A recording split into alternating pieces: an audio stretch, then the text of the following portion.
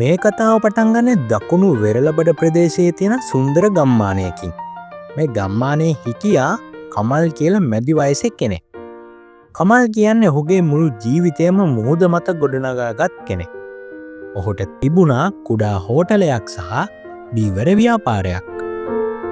ඔහුගේ බිරිඳ සහ දරුවන් දෙදෙනා සමග ඔවුන් සතුටින් සහ තෘප්තිමත් ජීවිතයක් ගත කළා. කමල් හැමදාම කිව්වේ මුහුද සමහර වෙලාවට සැරයි තමයි. හැබැයි මුහුද තමයි අපේ ජීවිතේ කියලා. ඔවුන්ගේ හෝටලය නිල්වන් වෙරළට මුහුණලා තිබුණා. දීවර බෝට්ටු යාත්‍රා කරන ආකාරය බලා සිටීමම ඔවුන්ට සතුටක් ගෙන ආවා. කමල්ගේ දරුවන්ගේ අනාගතය වෙනුවෙන් ඉතිරි කළ මුදල් සහ බෝට්ටු ඔවුන්ගේ ජීවිතයේ ස්ථාවරත්වය වුණා.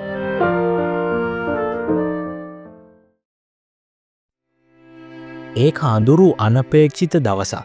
හදිසියේම මුහුදු කුණාටුවක්. අත්දැකීම් බහුල දීවරයෙක් උනත් කමල්ට හෝ වෙන කිසිවෙකුට මේ තරම් විශාල විනාශයක් අපේක්ෂා කරන්නට පුළුවන් කමක් තිබුණේ නැහැ. දෙවන්ත රළ පහරවල් ගමහරහා ගලාගෙන ගියා. කමල් සිය පවුල බේරාගෙන කන්ද උඩට පිහිටි ආරක්ෂිත ස්ථානයකට ගියත් පහළ ගමේ ඉතිරි වූ හැම දෙයක්ම මුහුදට ගසාගෙන ගියා. කුණාටුව පහව ගිය පසු ඔවුන් ආපසු පැමිණියේ මඩෙන් සහ වැලිවලින් වැසී ගිය විනාශයක් දැකීමටයි. ඔවුන්ගේ කුඩා හෝටලයේ තිබුණ තැන තිබුණේ අත්තිවාරම පමණයි. බෝට්ටු කැඩී විනාශ වී තිබුණා. දරුවන්ගේ අධ්‍යාපනයට ඉතිරි කළ මුදල් සියල්ල තිබූ ලේඛන පෙට්ටිය පවා නැති වී ගොස් තිබුණා. කමල්ගේ අතේ මුකුත්ම ඉතිරි වුණේ නැහැ. සියල්ල අහිමි වූ ඔහු කැඩී බිත්තියක් මත වාඩි වී සිටියා. මුළු වෙරළ තීරයම ඔහුට කතා කළේ මේ විනාශය ගැනයි. අනේ දෙවියනේ, මට දැන් කිසිවක් නැහැ. මගේ බෝට්ටු නැහැ. මගේ හෝටලය නැහැ. මගේ දරුවන්ගේ අනාගතයක් නැහැ. මම බින්දුවටම වැටුණා. මේ වෙලාවේ ඔහුගේ බිරිඳ සුමනලතා නිශ්ශබ්ද හෝ අසලින් වාඩි වුණා. වේදනාව මැද සිටි කමල් දෙස සුමනලතා බැලුවේ වෙනස්ම බැල්මකි. ඇය කිව්වේ කමල් කිසිදා නොසිතූ දෙයක්. කමල්, මගේ ඇස් දිහා බලන්න. අපේ ගෙදර ගියා. අපේ හෝටලේ ගියා. බෝට්ටු ගියා. ඒ හැම දෙයක්ම මුහුදෙන් හැදුනේ. ඒ හැම දෙයක්ම පිටත ලෝකයේ තමයි තිබුණේ. ඒ හැම දෙයක්ම අයිති වුණේ මේ බිමට. ඇය කමල්ගේ අත තදින් අල්ලගත්තා. හැබැයි අපේ දරුවෝ, අපේ ආදරේ, ඔයාගේ මුහුද කියවන හැකියාව, ඔයාගේ ධෛර්යය, ඒ කිසිවක් මුහුදරලට අරගෙන යන්න පුළුවන් වුණාද? නැහැ. ඒ හැම දෙයක්ම ඔයා ඇතුලේ තියෙන්නේ. මුහුදු රළට පුළුවන් වුණේ අපේ බාණ්ඩ නැති කරන්න විතරයි. ඒත් අපේ අරමුණ නැති කරන්න බැරි වුණා. සුමනලතාගේ වචන කමල්ගේ හදවතට දැනුණා.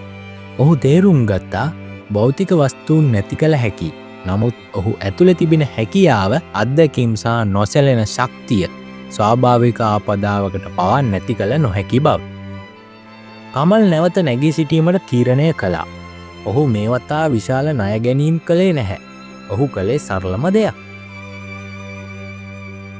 ඔහුට මුදල් නැති වුණත් වෙරළබඩ ජනතාව අතර ඔහුගේ තිබූ විශ්වාසය සහ සම්බන්ධතා තවමත් තිබුණා. ඔහු ගමේ අය සමග එකතු වී කුණාටුවෙන් සුළු හානි වූ බෝට්ටු ටිකක් අලුත් වැඩියා කරන්නට උදව් කළා. ඒ සඳහා ඔහු ගෙවීමක් ඉල්ලුවේ නැහැ. ඒ වෙනුවට ඔහු ඉල්ලුවේ අලුත් වැඩියාවෙන් පසු මාළු ටිකක් ලබා දෙන ලෙසයි. ඔහුට ලැබුණ මාළු ටික නගරයට ගෙන ගොස් හොඳ මිලකට විකුණුවා. ඒ මුදලින් ඔහු කළේ බෝට්ටුවක් හදනවා වෙනුවට ගමේ අයට දීවර උපකරණ ගෙන දීමයි. ටිකෙන් ටික කමල් ගමේ අයගේ නැවත නැගී සිටීමේ මධ්‍යස්ථානය බවට පත් වුණා. ඔහු උපකරණ දෙනවා, ඔවුන් මාළු අල්ලනවා, ඒ අතරේ ලාභයත් බෙදා ගන්නවා. මාස කිහිපයක් ඇතුළත ඔහුගේ දීවර ව්‍යාපාරය කලින් තිබූ තත්ත්වයට වඩා ශක්තිමත්ව පොදු අරමුණක් සහිතව ගොඩනැගෙන්නට පටන් ගත්තා. කමල් නැවතත් වෙරළට මුහුණලා කුඩා තාවකාලික හෝටලයක් හැදුවා. මේ වතාවේදී ඔහු සෑම ගලක්ම තැබුවේ ස්ථාවරත්වය සහ ආරක්ෂාව මූලික කරගෙනයි. වසර කීපයකට පසු කමල්ගේ ව්‍යාපාරය පෙරට වඩා සාර්ථක වුණා.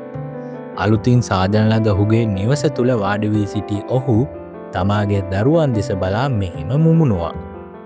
මේ ජීවිතයේදී අපි වැටෙන්න පුළුවන්. ඒක ස්වාභාවිකයි. වැටෙන්න හේතුව අපේ අතින් වුණ වරදක් වෙන්න පුළුවන්. නැත්නම් ස්වාභාවික ආපදාවක් වෙන්නත් පුළුවන්. ඒත් ඒක වැදගත් නැහැ. වැදගත් වෙන්නේ ඔබව විනාශ කළ නොහැකි දේ කුමක්දයි තේරුම් ගැනීමයි. මුහුදුරලට ඔබේ ගෙදර රැගෙන යන්න පුළුවන් වුණත් ඔබේ අනාගතයට ඇති සැලැස්ම ඔබේ අත්දැකීම් සහ ඔබ තුළ ඇති නොසැලෙන ශක්තිය කිසිදා රැගෙන යන්න බැහැ. නැගිටින්න අවශ්‍ය ගැම්ම තියෙන්නේ පිටතින් නෙමෙයි ඔබ ඇතුලේ. ඔබ බිඳුවටම වැටුණු විට නැගිටින්නේ කෙසේද? පිළිතුර නැති වූ දේවල් භෞතික වස්තුන් බවත් ඉතිරි වූ දේ ඔබගේ ආත්මය දැනුම සහ අරමුණ බවත් තේරුම් ගන්න. එයින් ඔබ නැවත පටන් ගන්න. ඔන්න ඕකයි මේ කතාවෙන් අපට කියා දෙන පාඩම. ඉතින් මේ වගේ තවත් ලස්සන පාඩමක් කියා දෙන කතාවක් අරගෙන මම ඉක්මනින් මෙන්න. ඔබට ජය.